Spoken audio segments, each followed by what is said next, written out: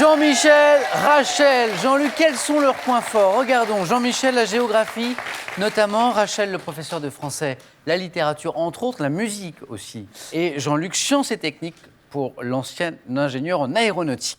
Alors, vous allez pouvoir choisir un thème parmi les 4 que je vais vous proposer maintenant. 40 secondes ensuite pour faire idéalement 4 à la suite, 4 bonnes réponses, mais chaque erreur vous fait retomber à 0. Les thèmes, regardez, les voici.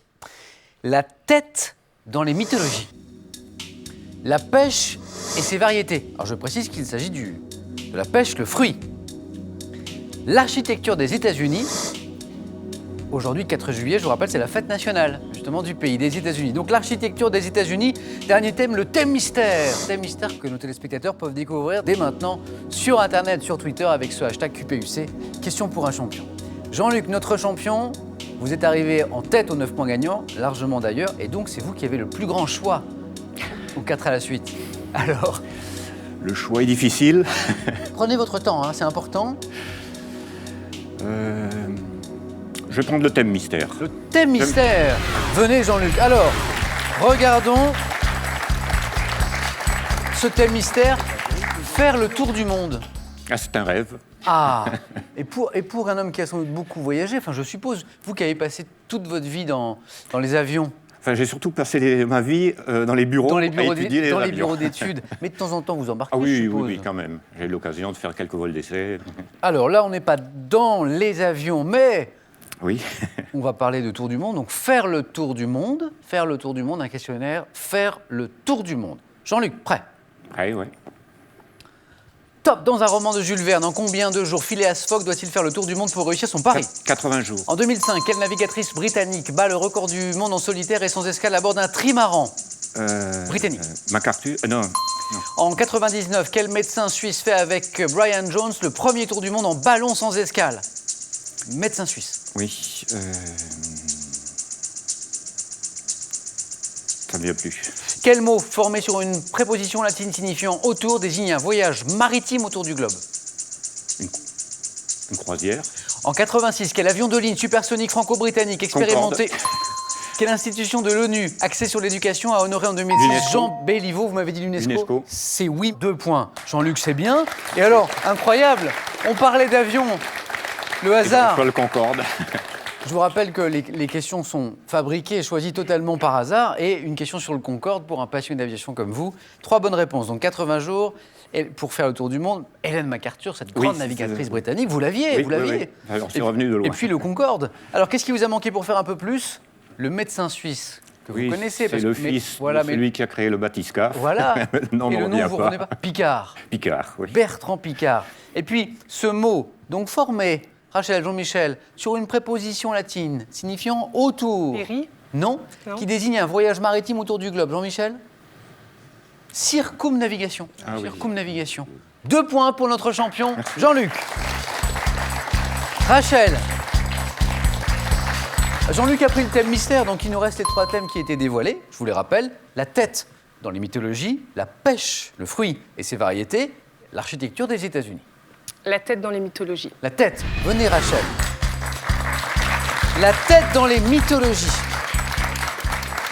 Rachel a un enfant, un fils, Oui. Ludwig, Oui. 5 ans. Ludwig, pourquoi ce prénom? Comment vous l'avez choisi? Alors, bon, pour le musicien, pour Beethoven, ouais. mais aussi il y a un groupe de punk qui s'appelle Ludwig 2088, que j'aime beaucoup. Exactement. Voilà. Et donc, finalement, on est au carrefour de tout ce que vous aimez, puisque tout à l'heure, vous me disiez que vous aimiez également la musique classique, mais aussi le pop, le rock, le métal, Oui. le punk. Oui. Mais là, donc, la tête dans les mythologies. Top, quel dieu grec ayant demandé à Héphaïstos de le soulager d'importants maux de tête en lui fendant le crâne, mis ainsi au monde Athéna? Zeus. Quel esprit malveillant du folklore scandinave, désigné par un mot suédois, possède un long nez crochu et parfois plusieurs têtes? Un elfe. Selon une légende, à quel roi Apollon a-t-il octroyé des oreilles d'âne que le souverain cachait sous un bonnet phrygien? Midas. Quel dieu égyptien, créateur de la vie et des espèces vivantes, est figuré comme un homme à tête de bélier ou comme un crocodile à tête de bélier? Horus.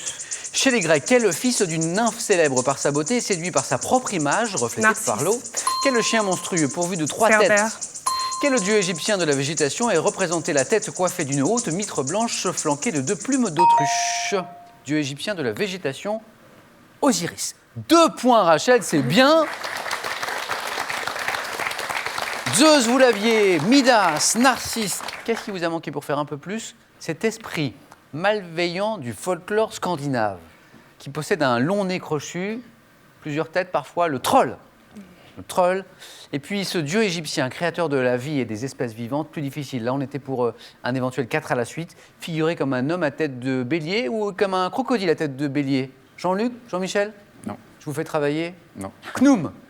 Knoum. 2 points pour Rachel.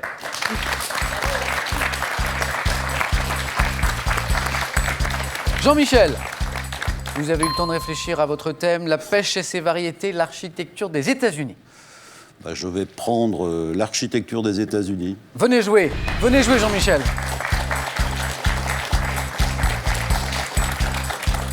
Alors, l'architecture des États-Unis, Jean-Michel, votre mission, 2 points minimum pour rester dans la course. 3 pour vous qualifier directement pour le face-à-face. Attention. Top, quel bâtiment de Washington à la célèbre façade de style paladien devait son nom à la couleur avec laquelle il a été repeint après un incendie? Je passe. Dans quelle ville portuaire de l'Illinois, foyer de l'architecture moderne, s'élève le gratte-ciel John Hancock Center qui ressemble à un derrick? Je passe. Dans quelle capitale du Massachusetts, le bâtiment historique appelé Old State House est-il situé au milieu des gratte-ciels du quartier des affaires? Je passe. Quel homme politique, président des États-Unis de 1801 à 1809, propagea le néoclassicisme en tant qu'architecte amateur à Charlottesville? Je passe. Quel siège du pouvoir législatif fédéral des États-Unis a été construit à Washington dans un style néoclassique? Le Sénat. Quelle ville de la Louisiane abrite l'ancien quartier français appelé le Vieux Carré, célèbre pour ses maisons conçues dans un style espagnol, ville de Louisiane? La Nouvelle-Orléans. Exactement, Nouvelle-Orléans. Jean-Michel, trop tard, hélas. Je pense que il devait y avoir un petit peu de stress, Jean-Michel, parce que je vais vous relire la première question. Vous allez voir que vous allez me la donner. Quel bâtiment de Washington, à la célèbre façade de style paladien, devait son nom à la couleur avec laquelle il a été repeint après un incendie? Couleur, bâtiment, devrait son nom. Non, je ne vois Blanche, absolument rien. la Maison Blanche. Vous voyez, oui, la Maison d'accord. Blanche. Oui, Enfin, oui. c'est beaucoup plus facile de mon côté que Oui. du vôtre. Hein. Alors, cette ville portuaire de l'Illinois que nous cherchions, où s'élève le gratte-ciel John Hancock Center qui ressemble à un derrick, c'était Chicago. La capitale du Massachusetts, où on retrouve ce bâtiment historique appelé Old State House, c'était Boston. L'homme politique président des États-Unis au début du 19e qui propagea le néoclassicisme en tant qu'architecte amateur, c'était Thomas Jefferson. Et puis le siège du pouvoir législatif fédéral aux États-Unis, construit à Washington, c'était le Capitole. Capitole. Jean-Michel, pas de points, mais merci d'avoir joué avec nous.